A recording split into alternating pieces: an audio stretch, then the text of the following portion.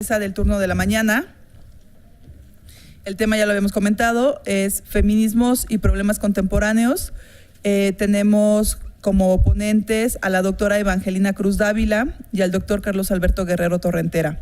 Bien, empezaremos con la ponencia de la doctora Evangelina Cruz. Su ponencia es Sendas de mujeres y feministas. Geografías históricas en la región formativa que las constituye como defensoras de los derechos humanos. Me permito leer su semblanza. La doctora Evangelina Cruz Dávila es doctora en estudios regionales, maestra en desarrollo local con perspectiva de género, licenciada en sociología con perspectiva de género. Es asociada activa del Colegio Feminista Mercedes Olivera. Del colectivo feminista Mercedes Olivera. Gracias. Docente en la Facultad de Derecho Campus 3 o tercero, Campus 3, de la Universidad Autónoma de Chiapas, área preuniversitario. Sí. Bien, pues bienvenida, gracias. Buenas tardes y me da un gusto estar compartiendo aquí el espacio con compañeras, ¿no? Y académicas y activistas. Y bueno, es mi necesidad de expresar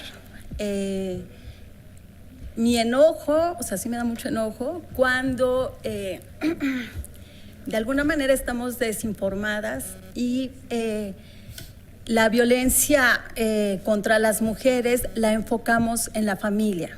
Y no olvidemos que en la familia se ha asignado principalmente para las mujeres. Entonces, no invisibilizar la violencia estructural y solamente enfocarla en la familia, nos estamos echando la soga al cuello las propias mujeres. Y bueno, también ese es el interés de visibilizar las experiencias de mujeres y feministas que se han formado en contextos formativos que ellas mismas, desde sus propias voces, emanan. Y no solamente la violencia se genera en la familia o se reproduce en la familia. Bueno, la estructura de la exposición. ¿Por qué el interés de trabajar un problema de género y educación dentro de los estudios regionales? Las preguntas y el objetivo, metodología, resultados, conclusiones y propuestas.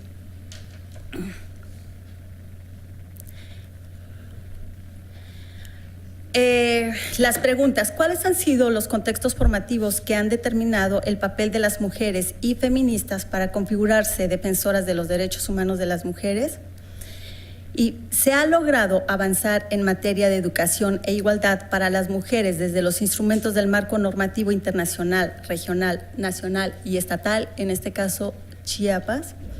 El objetivo general: analizar las experiencias formativas de las mujeres y feministas que trabajan en el ámbito de la defensa de los derechos humanos de las mujeres en San Cristóbal de las Casas.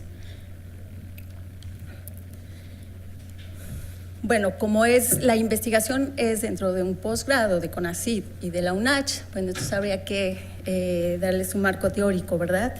Y me apoyo en Giddens, ¿no?, como la región sede. Y bueno, el cuerpo de las mujeres, si es territorio, ¿no?, y ellas están construyendo su identidad y posicionándose en este territorio, entonces son sendas, ¿no?, que ellas van construyendo caminos. Pero ellas se han formado, y no solamente se han formado, digamos, en una educación institucionalizada, sino han tenido aprendizajes a lo largo de la vida. Y a lo largo de la vida, ¿qué quiere decir esto? Como dice Mercedes Olivera, han configurado esta conciencia de género, porque están muy peleadas también con el término de empoderamiento. Entonces, ¿qué han configurado? Y cómo se han configurado en este aprender a lo largo de la vida. Bueno, conceptos teóricos prácticos de Ruiz y Prada, colombianos, es la identidad, memoria, proyección y posicionamiento, ¿sí? Y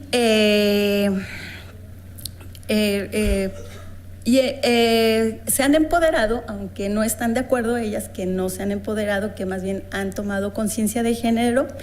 Bueno, Schuller En el texto de Magdalena de León, sobre empoderamiento, señala que se tratan de mujeres y feministas empoderadas que han transformado su realidad y la realidad de las mujeres en las que tienen injerencia, participación en la educación, economía y también en lo político.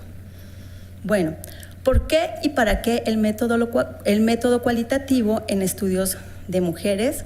Bueno, como señala Eli Bartra, pues históricamente las mujeres hemos sido invisibilizadas y precisamente por no tener acceso a una educación en la construcción científica. Bueno, ya se ha mencionado en las anteriores ponencias que el señor Rousseau, ¿verdad?, para, digamos, estos intelectuales que configuraron también y legitimaron el deber ser de la mujer, bueno, pues ellos decían que nosotras no podíamos pensar, ¿no?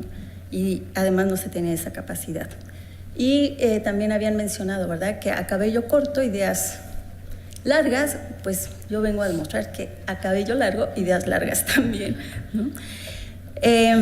Y también las mujeres han estado básicamente ausentes en la historia del mundo y México no es una excepción. Y también hay un profundo androcentrismo en todo el conocimiento de la realidad hasta la fecha. Y el interés en los procesos de análisis de la simbolización y la representación, el campo de la cultura e intentos orientados a desarrollar un mejor conocimiento desde la subjetividad, la mente y el yo. Esto lo cito a través de Barrett.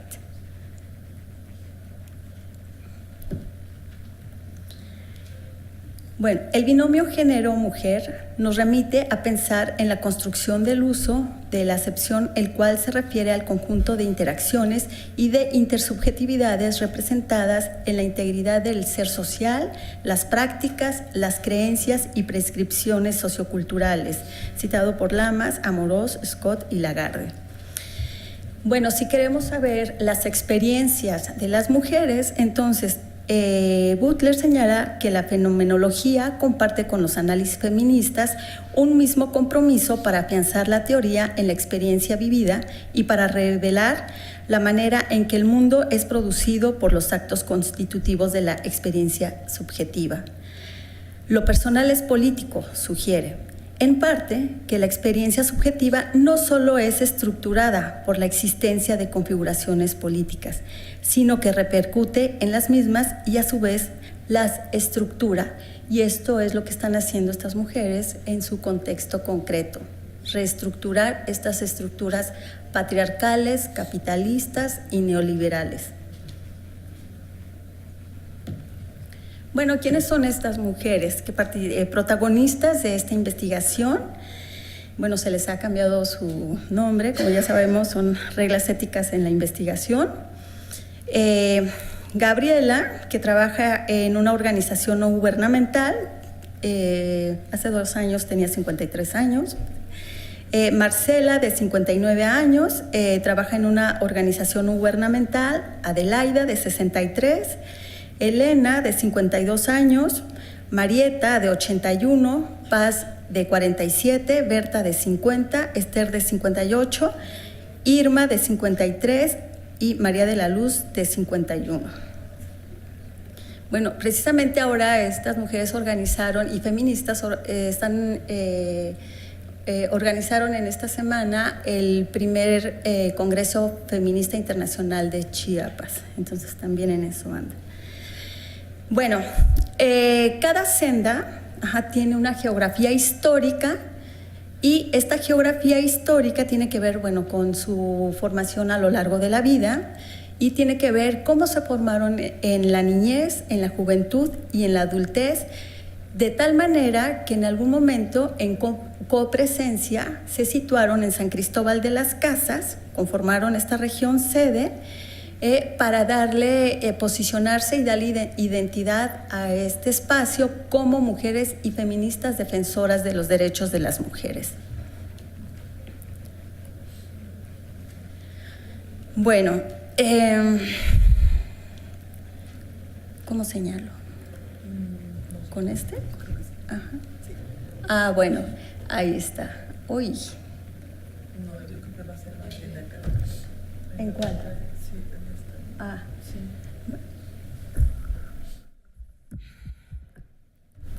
Bueno, ella fue diputada en el Estado y digamos que le tocó por coyuntura configurar el CEJUM. Ella fue la primera, fue la primera mujer que presidió la Cámara de Diputados también. Ella fue presidenta municipal por 2 años y bueno, ambas, digamos, no les fue fácil por el machismo que se vive en este espacio político y de antemano pues las mujeres que llegan a ocupar estos espacios pues sí necesitan muchísimo acompañamiento y ser asesoradas porque son inteligentes, pero sí necesitan asesoramiento desde una perspectiva de género para poder fortalecer esos espacios.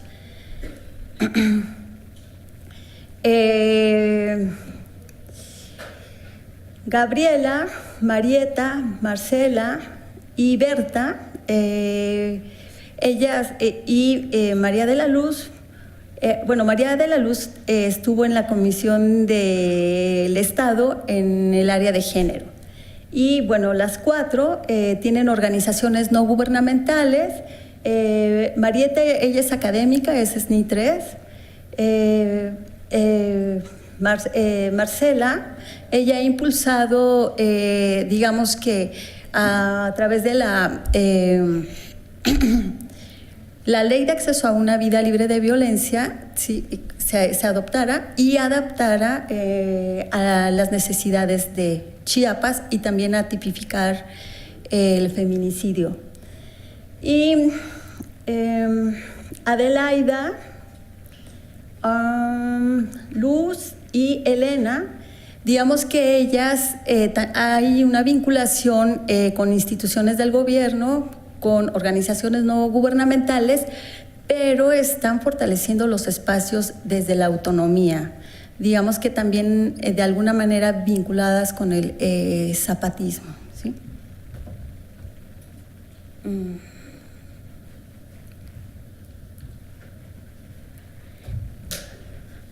Bueno, en sus geografías históricas se regionalizó las zonas formativas. ¿Y qué zonas formativas emanaron de sus narrativas? Bueno, la formación familiar que las configuró en la niñez y en la relación de pareja. La formación religiosa que las configura en la niñez y en la juventud y en su ser adulta. En la formación educativa las configura en el nivel medio superior y superior. Y en la formación institucional las configura en la niñez y el desarrollo laboral. Y por último, en la formación popular las configura en la juventud y en la vida adulta. ¿Qué pasa en la zona formativa familiar? Bueno, Marieta es de Oaxaca, Elena de Guerrero, Adelaida de Veracruz, Paz de Chiapas, y ellas nacen en un contexto, digamos, de violencia estructural que tiene que ver con la pobreza.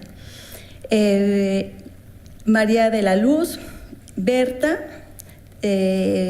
nacen en el Distrito Federal, y Marcela, Irma y Esther en Chiapas. Ellas son de una clase media y pequeña burguesa. ¿Y qué experiencias vivieron en el ámbito familiar en la niñez? Digamos que hay una zona de violencia que fue el abuso sexual, ¿no? Violencia psicológica, económica, física, comunitaria e institucional.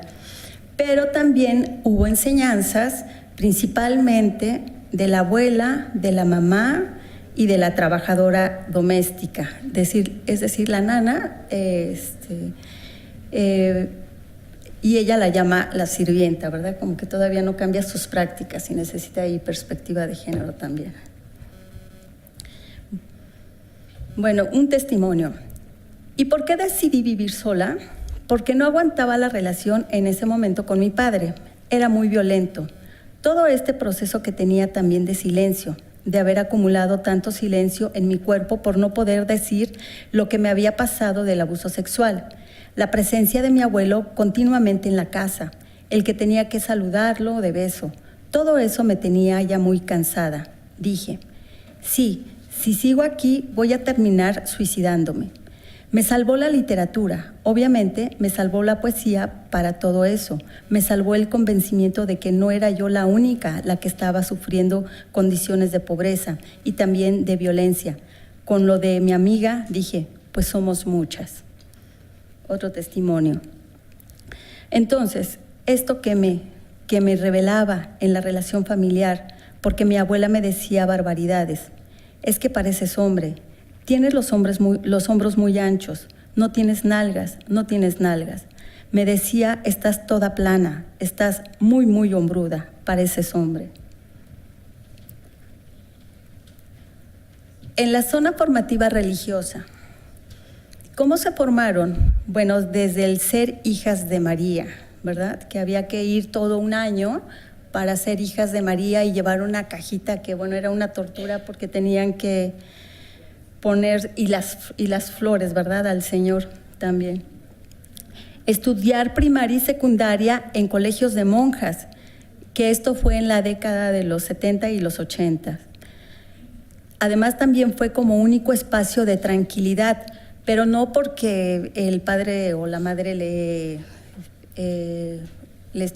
no subiera violencia, sino porque era un espacio donde ella sola podía meditar y donde había silencio también. También aprendieron de la teología de la liberación, aprendieron de disciplina, que esto para ellas no es nada negativo. Lo que sí fue negativo es el castigo, ¿verdad? En la zona formativa educativa, ¿qué aprendieron? A darse cuenta de estas jerarquías de poder, de la disciplina. Aprendieron muchísimo de docentes exiliados, principalmente porque venían de América Latina, con esta ideología de la teología de la liberación. En la universidad aprendieron también la ideología marxista, leninista, maoísta, trotskista y feminista. Había una vinculación, más estrecha en la participación de la educación en las causas sociales. También se fueron dando cuenta de percibir la desigualdad social, de reconocer la injusticia social. Tomaron el gusto por la lectura, el gusto por investigar, pero también se dieron cuenta que parte de estas investigaciones son funcionales al sistema capitalista.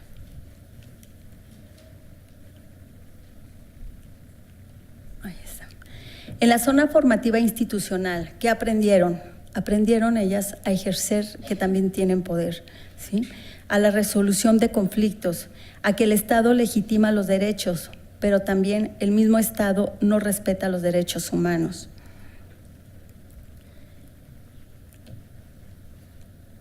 En la zona formativa popular, ¿qué aprendieron? A darse cuenta de la opresión que se vive por ser mujer, a percibir la opresión que se vive por parte de la pareja y los compañeros de lucha, a organizarse, al acompañamiento, a desarrollar de creatividad y a la lucha de poder también. Esta cita, este testimonio lo quiero leer. Lo que te digo de la conciencia de las mujeres guerrilleras, más bien es como una defensa a estos abusos que se daban. Pero bueno, ahí había esta cuestión. En Guatemala, la cuestión de la sexualidad yo la viví como también descubriendo los abusos que se cometen en relación o utilizando más bien todas las formas de organización.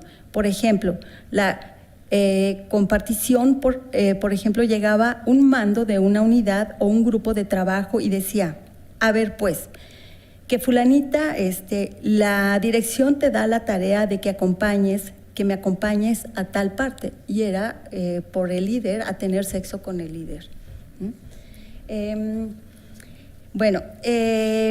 breve recorrido de la educación con perspectiva de género en los instrumentos del marco normativo regiolocal. Bueno, existe la Convención relativa a la lucha contra la discriminación en la esfera de la enseñanza. Y bueno, resulta que México no ha firmado esta convención, ¿sí? Digamos que la CEDAW, la Belén do Pará, la Ley General de Acceso a una Vida Libre de Violencia, y estas también en cada entidad, pues por lo menos en la de Chiapas, digamos, tiene artículos concretos que se tienen que vincular con la educación. Pero tenemos, digamos, que en este marco normativo internacional esta debilidad que no se ha firmado esta convención. Entonces, una de las propuestas es organizarnos para que se firme esta convención relativa a la lucha contra la discriminación en la esfera de la enseñanza. Y otra debilidad también que tiene, por ejemplo, Chiapas, es que en el plan de desarrollo estatal, bueno, el discurso, como hemos escuchado, es que se apoya a las mujeres, ¿verdad? Esto lo dice el gobernador, porque lleva como bandera delantera a las mujeres, pero en el plan de desarrollo en específico, en educación, no se plantea nada ni con perspectiva de género, ¿sí? Y pues, bueno, ya por cuestiones de tiempo, aquí termino. Gracias.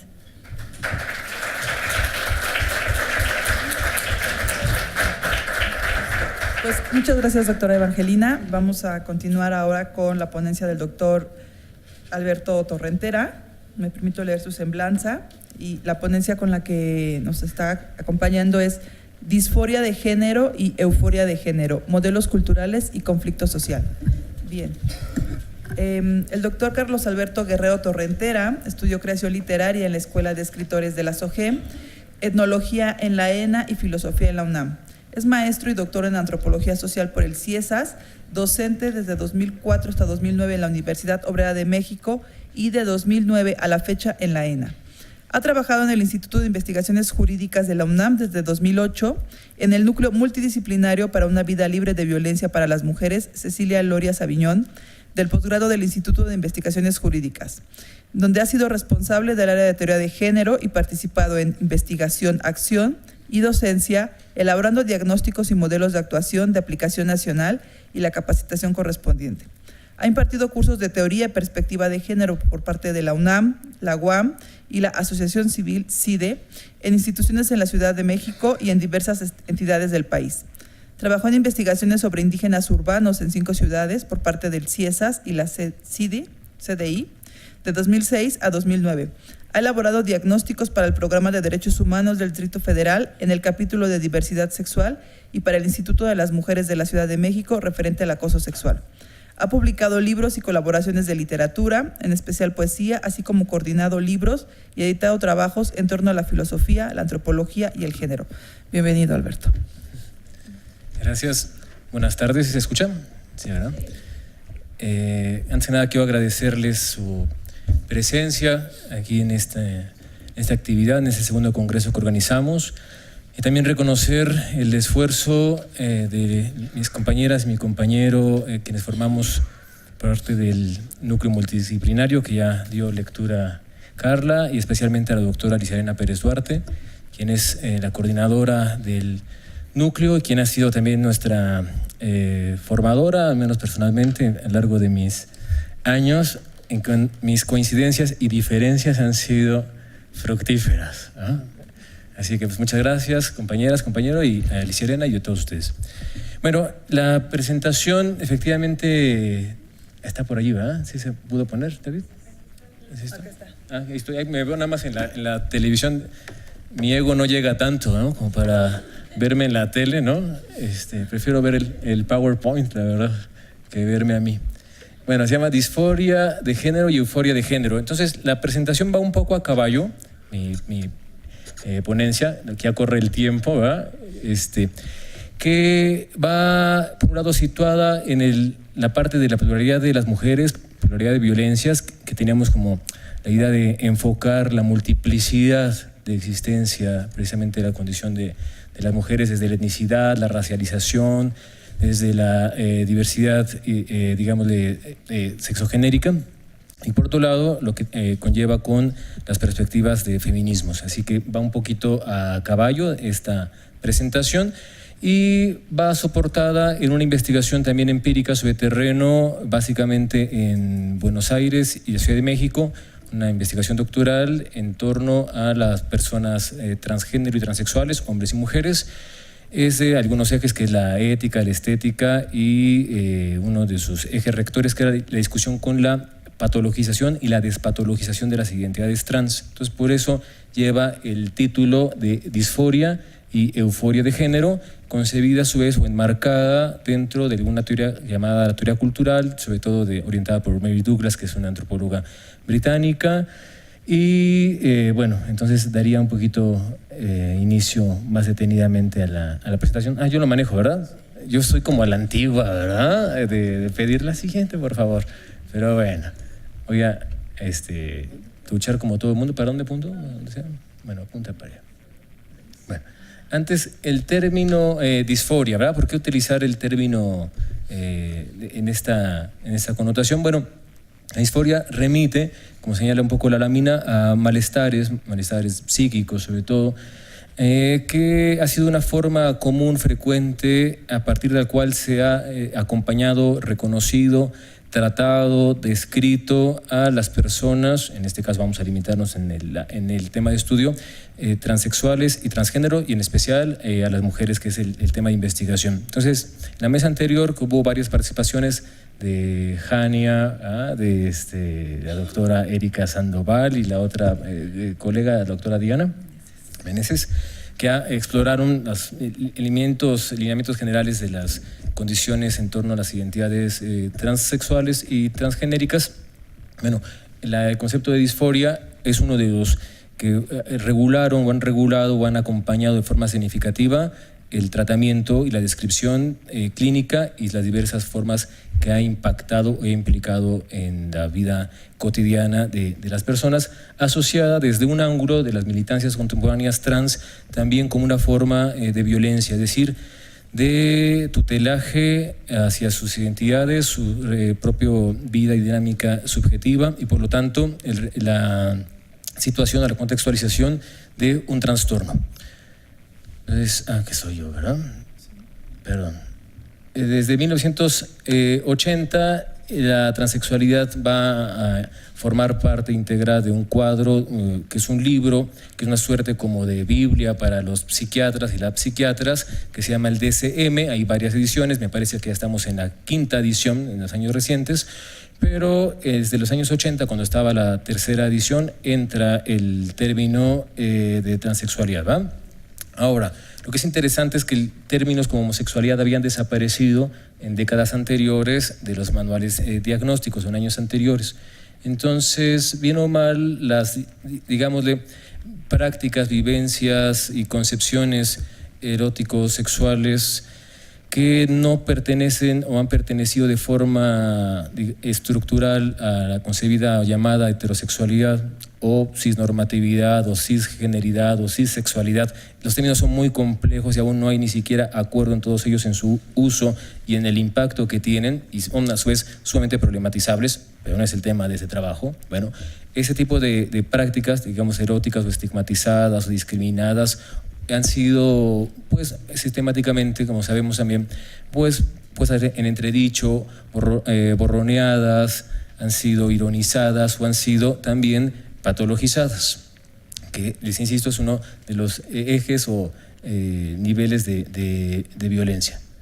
Bueno, en su versión más contemporánea del DSM, y el DSM, les digo, es como una suerte de signo, de pivote que nos ayuda a comprender una suerte de temperatura cognitiva, una temperatura epistémica, una temperatura de relaciones sociales y percepciones sociales en reconocimiento a las identidades trans.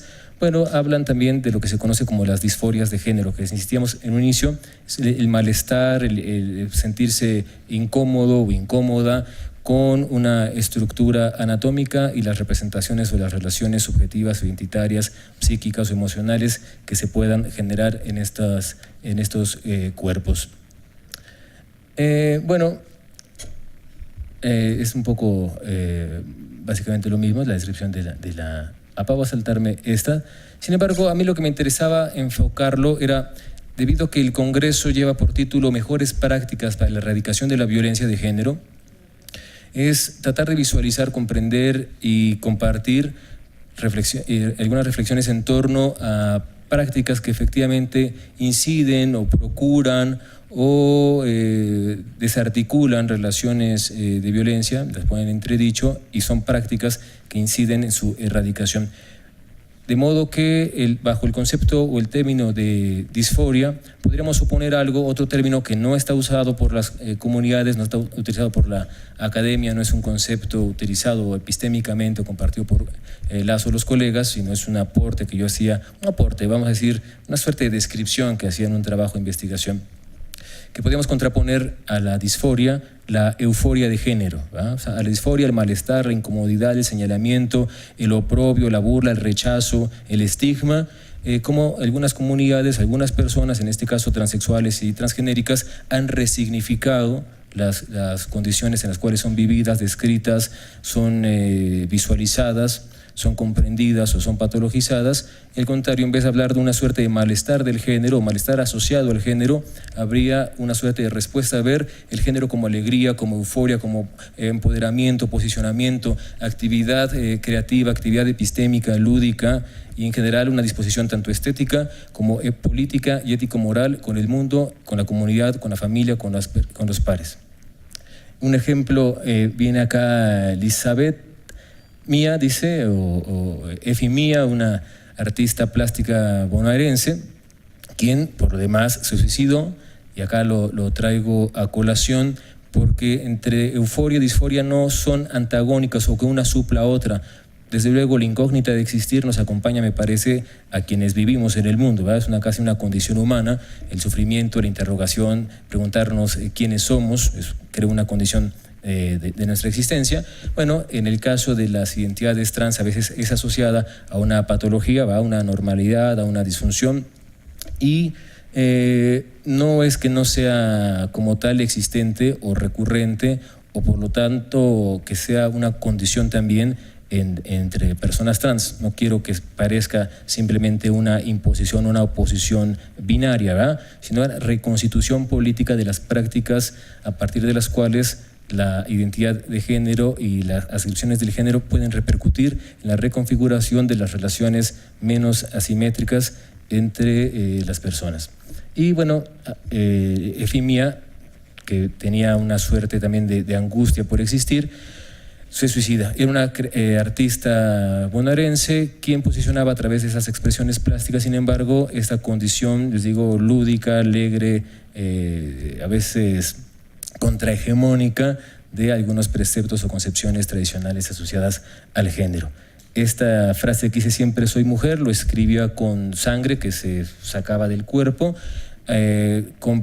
tratando ya de completar la cantidad de sangre que ella suponía había, digamos, expulsado su cuerpo con la menstruación, aproximadamente desde los años en que ella consideraba debía haber producido menstruación hasta el momento en que ella realiza este performance, ¿sí? Y bueno, entonces yo les comentaba, la euforia podría enmarcarse como esta suerte de demostrar el elogio, el posicionamiento de esta diversidad, y por lo tanto estas prácticas que intentan anclar una politización a partir del cual reconfigurar un sistema que se concibe y es efectivamente, desde mi parecer, opresivo con carácter de género. Esta parte de las euforias podemos reconocerla también en otros espacios sociales. No sé si ubican esta foto que fue relativamente circuló durante la Marcha por el Orgullo de la Diversidad Sexual en Estados Unidos. Aquí planteaba otros imágenes, ¿va?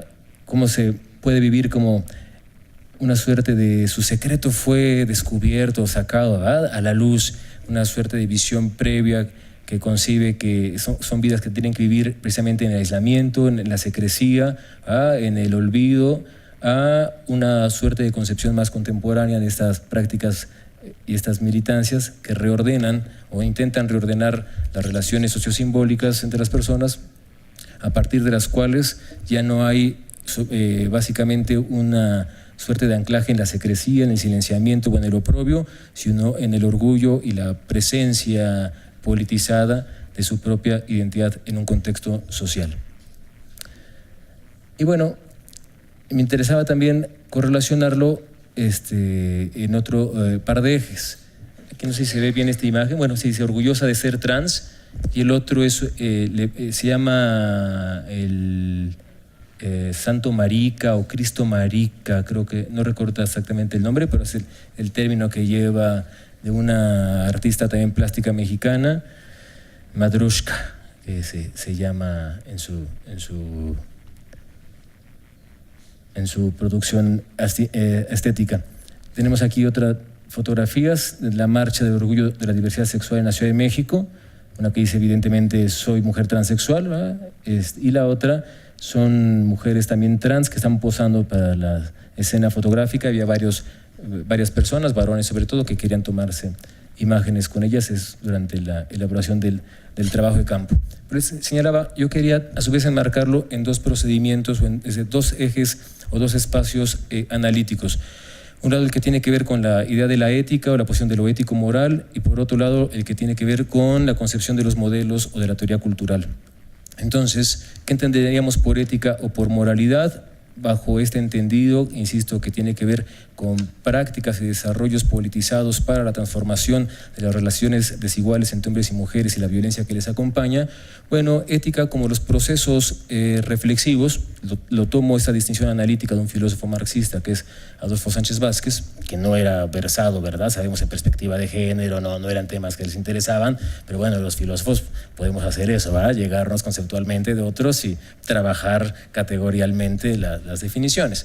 A mí me parecía esta pertinente en función de un concepto de, un proceso de investigación. Entonces tendremos la ética como estos procesos reflexivos que ayudan a, de una manera u otra, comprender, justificar, racionalizar cuáles son las acciones de la moralidad, ¿va? Entonces, la moral es la puesta en acto de las decisiones no coercionadas, de la suposición al menos de libertad de la persona para poder decidir sobre una determinada acción, ¿va?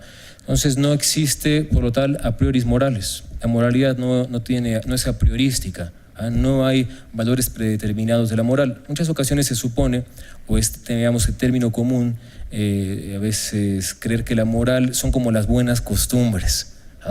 Tener buena moral es llevar la falda al huesito, o no chuparse los dedos después de la comida, ¿verdad? No eructar delante de nadie, o no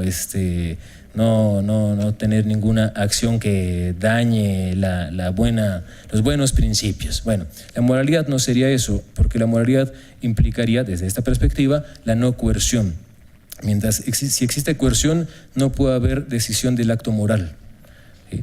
Por ello, desde este enfoque que a mí me interesaba reflexionarlo, es cómo estas posturas de euforia de género, posicionamiento politizado de las relaciones de género, las identidades de género, simultáneamente están ancladas en un dispositivo más general, que es la de la libertad de la persona o su proceso de autodeterminación. Eso es algo fundamental e impacta por ello en los procesos de despatologización. Decíamos en un inicio, la disforia, vista como una suerte de reconocimiento heterónomo, visto por la otra persona, por la persona especialista, que no solamente indica quién eres, sino también a veces desconfirma quién eres, que es un proceso de violencia muy constitutivo, muy radical. Es decir, tú no eres quien quieres ser, ¿verdad? Tú eres este. Es un proceso de desconfirmación, de violencia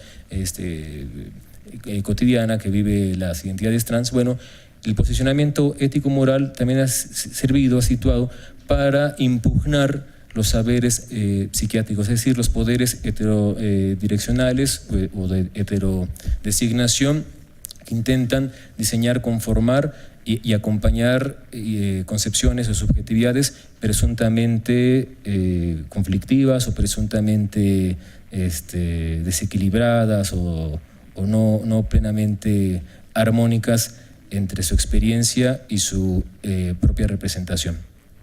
Entonces, ese es un eje que me interesaba destacar por ello. Y no olvidar que existe un cruce, por eso íntimo, entre las concepciones éticas, es decir, los sistemas de la valoración que consideramos adecuado, inadecuado, justo, injusto, correcto o incorrecto, con los sistemas a su vez políticos. De hecho, la ética ha sido atravesada desde la historia, digamos, de la filosofía, esto es bastante antiguo, al menos desde Aristóteles, ¿verdad?, de concebir una relación, un maridaje, un entramado íntimo entre las dimensiones éticas y las dimensiones políticas. La práctica política va acompañada y correlacionada con una práctica ética y viceversa. Podemos ver en estos espacios, que yo desde este ángulo veo, son de los esfuerzos que impactan en las formas de erradicar violencia, ha sido posicionar el elemento de la libertad de las personas para tratar simultáneamente de impugnar y desarticular el tutelaje de descripción psiquiátrica, pero impacta en otros muchos ejes, muchos otros niveles de elaboraciones y de construcciones y relaciones socioculturales, entre ellas los marcos jurídicos, entre ellas las prácticas diversas de atención institucional y de integración social. Y bueno, me quedan 2 minutos y medio, según veo en el contador, ¿va? 2 minutos. Va adelantado. Va adelantado el reloj. Que simultáneamente están en disputa cuatro, no me lo voltees. Fidel Castro, me recuerdo que una vez le puso un pañuelo a su reloj y después que se sabía, traía un reloj interno. Bueno, hay como 4 modelos, 4 culturas en disputa, plantea Mary Douglas. Entonces, estas 4 culturas están asociadas a diversas formas o concepciones de las relaciones y las prácticas sociales, pensando casi desde ya que toda formación social implica diferencia, antagonismo, implica disputas por diversos territorios y diversas formas de representación y de práctica social. Ella plantea como una concepción que hay una forma de cultura más asimilada hacia la jerarquización, ¿verdad? Que hay quienes deben ser superiores y que deben ser inferiores, quienes deben entrar y no en un orden de legitimidad o de comprensión o de empoderamiento. Otra concepción que supone, no, las sociedades deben ser horizontales, deben ser más democráticas, deben ser vivibles para todas las personas que formamos un agregado social. Otra concepción que diría, no, la sociedad realmente es competitiva, tenemos que imponernos unas personas por sobre otras. Es un viejo modelo cultural que tiene también sus diversos efectos y formas de comprensión y de racionalización. Y otra forma cultural que sería la del aislamiento, es decir, no, yo no pertenezco a ninguno de este mundo, así como decían ayer, deparen al mundo que me quiero bajar, alguien lo dijo, salió la canción, tu canción favorita de Sol, que se lo adjudicaban a Mafalda. Yo sabía que era una canción de un grupo que se llamaba Ciclón, si mal no recuerdo, un grupo argentino. Bueno, no sé si era de Mafalda, yo lo conocía por allí. Mira, yo no sabía eso, me quedé en Ciclón y hasta ahí llegué. Y era Bagren al mundo, es un poco la concepción del aislamiento. Todo eso impacta, me parece a mí, desde esa perspectiva, que no da mucho tiempo ya de profundizarla y desarrollarla más detenidamente, pero simultáneamente en las formas y en las prácticas de reconocimiento, como señalaba en las otras presentaciones, tanto de la identidad como de la alteridad. Entonces, una visión tutelada desde las concepciones psiquiátricas, es una visión que ha ido acompañada, y con esto no estamos a su vez estigmatizando, desvalorizando la importancia que tienen las disciplinas de corte psi, ya sean psiquiátricas, psicoanalíticas o psicológicas, sino tratando de hacer una analítica cultural un poquito más de conjunto. Bueno, estas visiones de tutelaje están simultáneamente acompañadas o han estado acompañadas o son asociables a una forma de elaboración jerarquizada de las relaciones entre las identidades y los saberes clínicos que a su vez la acompañan, posibilitan. Y por otro lado, una visión más horizontal es un saber prácticas que más bien impugnan, ¿verdad?, esas formas heteronormativas de dirección, de descripción, y por lo tanto la posibilidad de resistencia y de reconocer, y ya con esto termino, me paso estos 20 segundos que me debían, a el reconocimiento de la convivencia plural, la democracia sexual también como se conoce, entre quienes formamos los diversos agregados sociales. Muchas gracias y vamos a abrir tiempo para ronda para preguntas y respuestas. Gracias. Me quedé pensando, no le debíamos 20 segundos. Bien.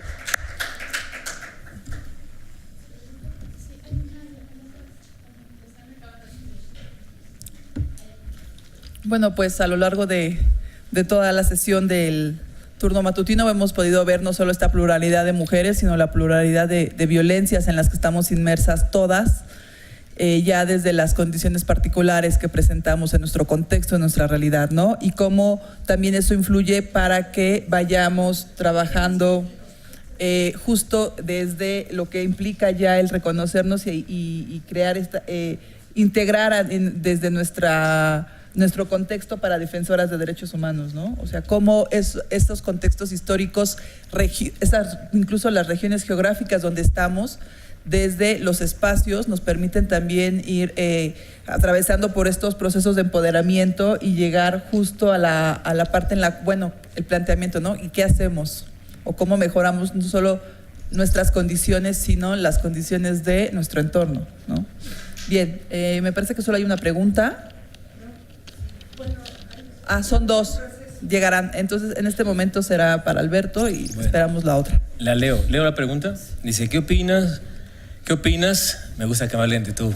¿Qué opinas de la propuesta que han realizado algunas psiquiatras sobre la despatologización de los trastornos sexuales, es decir, los que refieren del DSM? Bueno, ¿qué opino? Es un tema amplio, ¿verdad? Digámosle, al menos desde ahorita puedo contestar, desde el lugar que puedo responder.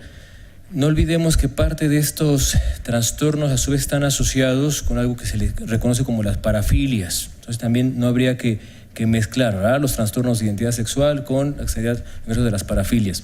Según el dispositivo, digámosle, psicoanalítico, existen como 3 constituyentes subjetivas, lo sabemos, ¿verdad?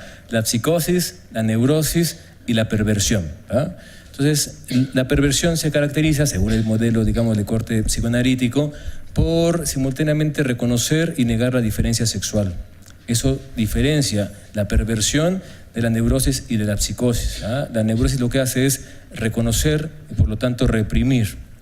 La psicosis, estoy simplificando muchísimo, lo que hace es una suerte de reelaboración en torno a la diferencia. Lo que está en juego es la diferencia sexual no en términos solamente de descripción anatómica, sino en términos de campo de la elaboración subjetiva, ¿ya? Entonces, ese ángulo habría que ver, ese es un dispositivo. Y la psiquiatría ha estado simultáneamente de una manera u otra relacionada o acompañada con el tratamiento de las llamadas sexualidades pues anómalas, periféricas, aberrantes o perversas. Han tenido muchos términos, ¿eh? Desde ese ángulo podríamos situar 2 mecanismos. Uno, el que pensaría que están ancladas como tal en una relación propiamente de la dinámica de la subjetividad y que por lo tanto son atendibles siempre y cuando, por un lado, empobrezcan la vida de las personas, ese es un criterio, es decir, empobrezcan sus guiones eróticos, como señala Joyce McDougall, y por otro lado también sean conflictivos con las formas tanto de representación como de tratamiento con la alteridad, ¿sí? Tenemos una perspectiva que sería esa. O sea, la perversión debe ser atendible, sobre todo cierto tipo o de perversión o de parafilia. Como podría ser, vimos hace rato una ponencia, el incesto. El incesto es uno de los elementos paradigmáticos de las prácticas llamadas o consideradas perversas desde el ángulo, el vocabulario psicoanalítico. Hay otras más, ¿verdad? Entonces, desde un ángulo deben ser o no atendidas. Desde otro ángulo más sociocultural son las prácticas sexuales llamadas anómalas, aberrantes, periféricas, subalternizadas, minimizadas u otros términos, ¿verdad? Son más bien vistas así por los efectos de poder que las regulan. Desde ese otro ángulo, la psiquiatría a su vez es una suerte de policía psíquica, ¿va? Una suerte de encadenamiento o de posicionamiento que describe la corrección o la incorrección, la salud o la enfermedad, no en función de las propiedades en sí de los objetos que intenta describir, sino de las condiciones sociales que las hacen emerger o aparecer como anómalas o distónicas. Entonces, bajo ese ángulo, yo creo que hay que ser más prudente y no tomarlas como una unidad, porque son muy diferenciadas unas con otras. No es lo mismo el voyerismo, ¿va?, el exhibicionismo, que sería el incesto, o podrían ser otro tipo de prácticas como el sadomasoquismo. O sea, son muy diferentes. Unas implican consenso, otras no implican consenso, unas implican actos de violencia, es decir, actos deliberados, acción o omisión que intentan causar daño, otras no están asociadas con las relaciones de violencia, pueden ser vistas violentas o tematizadas como violencia al exterior de la práctica de los sujetos. Entonces yo creo que es delicado y habría que enmarcarlo por allí y sí diferenciando más bien cuáles son las prácticas a las cuales alude, ¿va? Ya estoy dando otra ponencia, tengo que... Te voy a pasar eso también. Bueno, si quieren ya no, o contesto una más, sí, o por favor. no sé, la que sea. Ya no sé cuál contesté. Sí sé cuál contesté, pero no sé cuál. Okay. ¿Cómo es posible que la sociedad que los admira, marcha lésbico gay, es la misma que los repudia? Bueno, no sabemos si sea la misma persona, ¿verdad? Quien elogia y repudia, probablemente sí, podría ser, ¿verdad? Pero por otro lado, señalamos hace un momento que hay como modelos culturales en competencia. O sea, si suponemos que las sociedades son conflictivas, son inherentemente diferentes, diferenciadas, y tenemos varios mecanismos y recursos de diferenciación, algunos se traducen en desigualdad, algunos se traducen en opresión, pero no toda diferenciación es desigual o opresiva. Pero parte de esas diferenciaciones están también enmarcados en nuestras gramáticas culturales, cómo concebimos el mundo. Esa teoría cultural que señalábamos habla, por ejemplo, las personas, no sé si aquí personas veganas o vegetarianas, ¿no? Si hay una persona vegetariana, una persona vegana. ¿Vegana o vegetariana? Vegetariana. Bueno, habla de un concepto cultural en relación con el mundo, una concepción con la naturaleza, relaciones, ¿cómo es nuestra relación? Digamos, los carnívoros tenemos una relación a veces menos, desde esta concepción, horizontal con la naturaleza, ¿verdad? Es una relación desde ese modelo más voraz, ¿verdad? Más de aprovecharse de ella. Bueno, es un concepto. Entonces, los modelos culturales impactan en diversas formas de atribución, tanto de la identidad como de la alteridad. Bajo ese ángulo podemos ver que puede haber reconocimiento y desconocimiento de las diferencias, en este caso erótico-sexuales, y no es antagónico con una formación social, por un lado, sea elogiosa de las diferencias, en este caso de los carnavales, de las celebraciones estéticas, etcétera, y por otro lado, otros sectores se opongan a ello de forma radical e incluso de forma explícita. Caso, las marchas por la diversidad familiar, las familias arcoíris y las familias naturales. Tenemos dos modelos culturales en pugna, son muy evidentes allí. Quienes conciben que una familia natural es hombre y mujer heterosexuales que están además asociados a la crianza. Eso se asocia también con la perversión, por cierto. Son perversas o parafílicas todas las relaciones que son no heterosexuales, no genitales y no reproductivas. Es decir, por eso Freud ironiza, hasta tocarse de la mano dos novios son técnicamente perversos. ¿Ah? O ir al cine, todo el mundo va al cine a ver películas así elegantísimas a la cineteca, técnicamente perversos. ¿Me permites tomarte la mano? ¿Ah? Así, ¿va? Si son novios. Carlita y yo no somos novios, pero si fuéramos, técnicamente perverso, ¿va? Entonces, desde esos ángulos tenemos la familia natural en competencia, que supone que una familia realmente natural es esta, y la otra, las de familias plurales, democráticas o arcoíris, como se conocen, o de esos otros términos, que ponen en funcionamiento otro modelo cultural. ¿Cuál es? No haber personas en exclusión. Mientras existan relaciones de respeto, de amor o de cobijamiento, de acompañamiento, de solidaridad, no importa si son hombres, mujeres, hombres con hombres, mujeres con mujeres, y las diversas formas de lo que se llama la nación queer, por lo demás, ¿verdad? Que nos da para otras discusiones. Pero tengo 0 minutos y bueno, ya no releo la tercera, porque si no, pues muchas gracias. Por correo. Así de largo va a contestar, así que mejor ni escriban, van a decir, ¿no? Bien, muchas gracias. Pues, muchas gracias. Vamos a entregar los reconocimientos, las participaciones para la doctora Evangelina Cruz y para el doctor Alberto Torrentera. Después de eso, bueno, tenemos la hora de comida. La siguiente sesión, la del turno vespertino, empieza a las 3:20. Agradeceremos su puntualidad. Y bueno, continuamos justo con la mesa de pluralidad y de mujeres y de violencia. Ya está perdido el letrero.